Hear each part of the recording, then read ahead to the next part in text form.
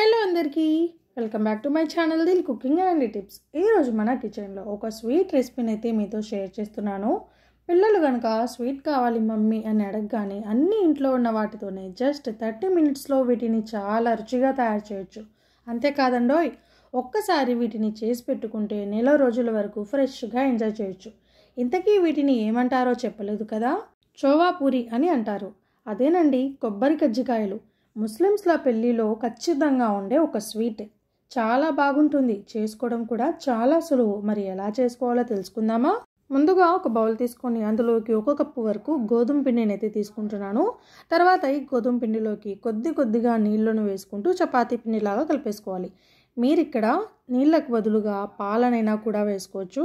So పాలతో అయినా కూడా చపాతీ పిండిలాగా కలిపేసుకోవచ్చండి గోధుమ పిండిని. తర్వాత ఈ పిండిని ఒక 30 మినిట్స్ పాటు రెస్ట్ ఇవ్వాలి. ఆ తర్వాత ఈ వీడియోలో చూపించినట్లుగా ఇలా చిన్నగా పూరీలు ఉండల్లాగా చేసుకోవాలి. సో మీకు గోధుమ పిండి క్వాంటిటీకి ఎన్ని పూరీలు అయితే అవుతాయో అన్నింటినీ రెడీ చేసుకొని ఒక 10 మినిట్స్ పాటు పక్కన పెట్టేసుకోవాలి.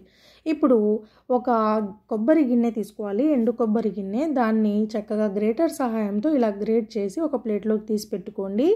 ఆ తర్వాత ఇందులోకి ఒక కొబ్బరి గిన్నెకి 200 గ్రాముల వరకు చక్కెరని అయితే తీసుకొని ఇందులో వేసుకోవాలి. ఆ తర్వాత 1 టేబుల్ స్పూన్ కట్ చేసి పెట్టుకున్న బాదం పప్పు పలుకులు, అలాగే 1 టేబుల్ స్పూన్ కట్ చేసి పెట్టుకున్న జీడిపప్పు పలుకులు, అలాగే వేయించి పెట్టుకున్న ఒక 2 టీ స్పూన్ల వరకు గసగసాలు, అలాగే 1/2 టీ స్పూన్ యాలకుల పొడి కూడా వేసుకొని ఇవన్నీ కూడా బాగా చక్కగా మిక్స్ అయ్యే విధంగా ఒక స్పూన్ సహాయంతో బాగా కలిపేసుకోవాలి.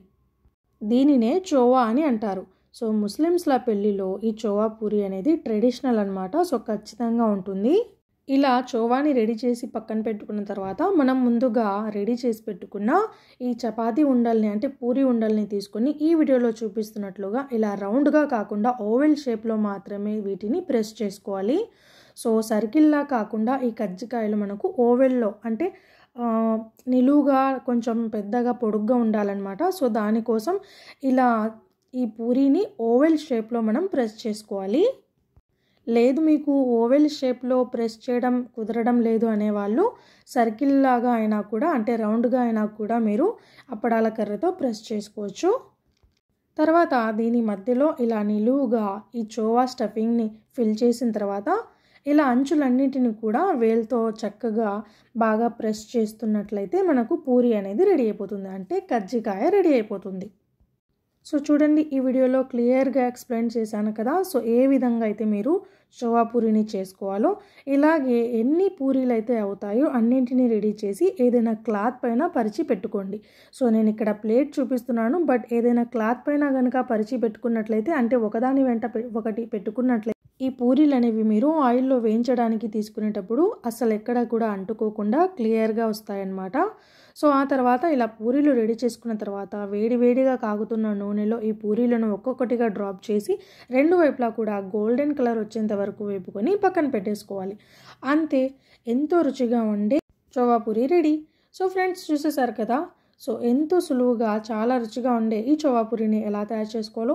ఇవి వేడిగా ఉన్నప్పుడు కొంచెం సాఫ్ట్గా ఉంటాయి, అదే చల్లారిన తర్వాత పైన క్రిస్పీగా లోపల సాఫ్ట్గా భలే ఉంటాయి. సో పిల్లలకైతే చాలా బాగా నచ్చేస్తాయి అండ్ చేసుకోవడం కూడా చాలా సులువు. సో పిల్లలు కనుక ఏదైనా స్వీట్ చేయి మమ్మీ అని అడిగినప్పుడు ఇన్స్టెంట్గా ఇలా చేసి పెట్టండి, వాళ్ళకు టేస్ట్తో పాటు మంచి హెల్దీ ఐటమ్ కూడా. మరి నా రెసిపీ మీ అందరికీ ఎలా అనిపించింది? నచ్చిందా? అయితే ఇలాంటివి ఇంకెన్నో ఇంట్రెస్టింగ్ అండ్ టేస్టీ రెసిపీస్ కోసం నా వీడియోని లైక్ చేయండి, మీ ఫ్రెండ్స్ అండ్ ఫ్యామిలీ మెంబర్స్తో షేర్ చేయండి.